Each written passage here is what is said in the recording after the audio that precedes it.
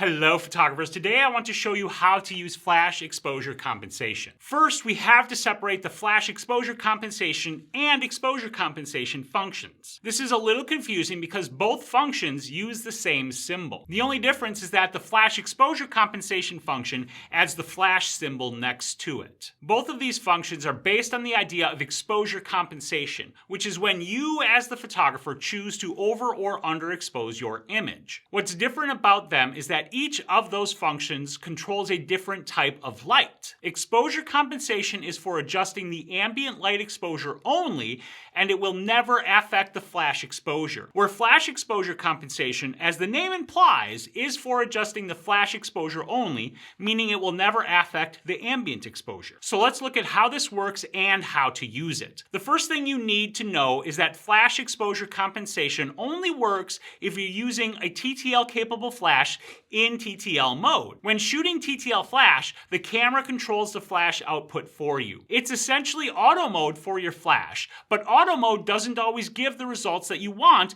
which is where flash exposure compensation comes in. Flash exposure compensation is how you tell the camera to increase or decrease the flash output to make the flash exposure brighter or darker. As far as activating the function goes, it couldn't be simpler.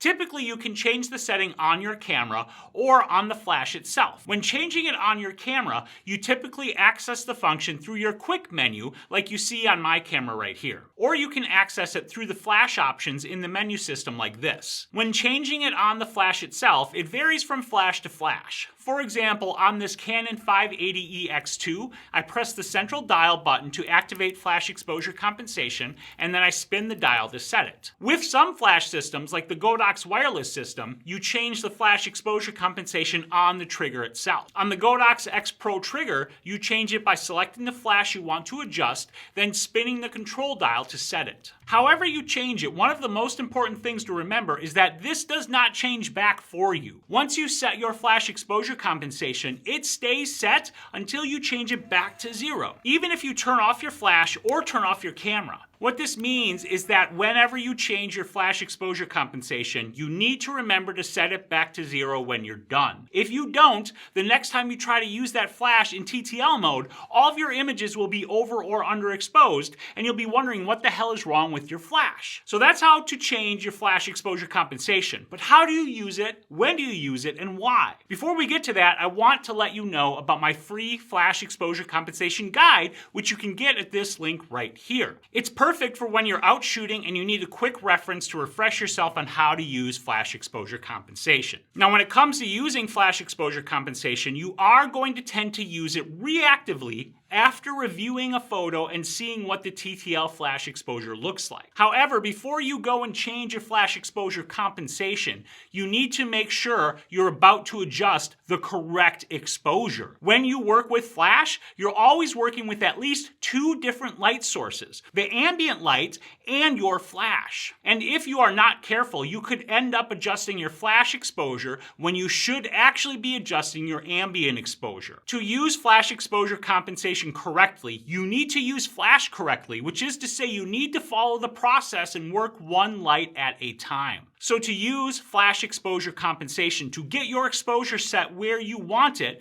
the steps you'll follow will go something like this. First, without using your flash, frame your shot, set your ISO, aperture, and shutter speed so that the ambient light exposure looks the way you want it to look, and then take a photo. Once you have your ambient light exposure set, go ahead and turn on the flash and make sure it's in TTL mode, then frame your shot again and take a test shot to see what the flash exposure looks like. Now you've got a control shot that shows you your ambient exposure as well as a control shot showing you your flash exposure. Look at the flash exposure, and if you need to, compare it to the ambient exposure. And then, based on how the flash exposure looks, adjust the flash exposure compensation to increase or decrease the flash exposure as you desire. Then take another test shot and review it. If it's good, then you're good to go.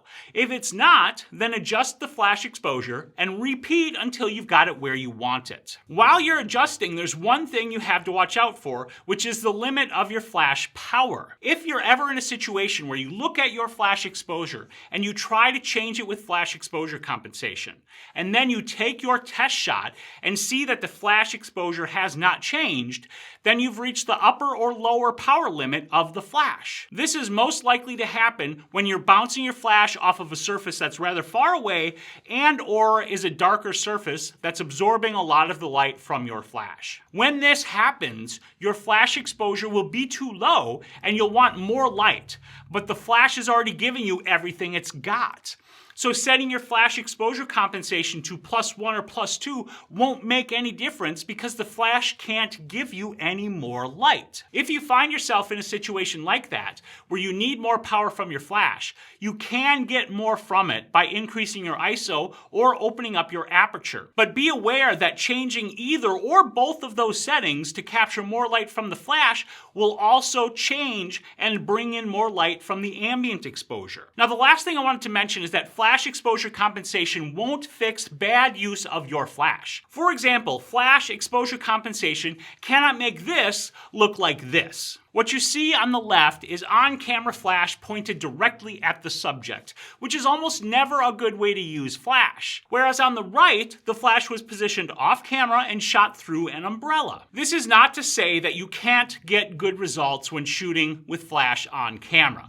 You absolutely can through the use of modifiers like the Cobra or through bouncing the flash off of ceilings and walls. Just don't look to flash exposure compensation to fix the direction or quality of your light because it can't. All flash exposure compensation can do is make the flash brighter or darker. Now, I've got a question for you. Flash exposure compensation requires you to shoot in TTL flash. So which do you prefer?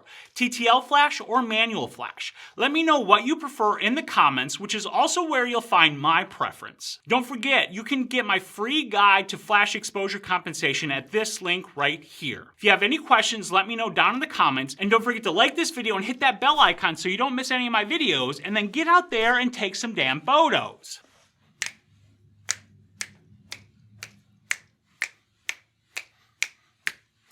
Thank you for sticking around to the end. Flash photography can be intimidating, especially when you first get your flash gear and start wondering how the heck do I use this stuff to create gorgeous photos like the pros do. To help you with that and to save you years of time, I put together a complete flash photography course to help photographers just like you. All you gotta do is visit this link right here to check it out and then get out there and take some damn photos.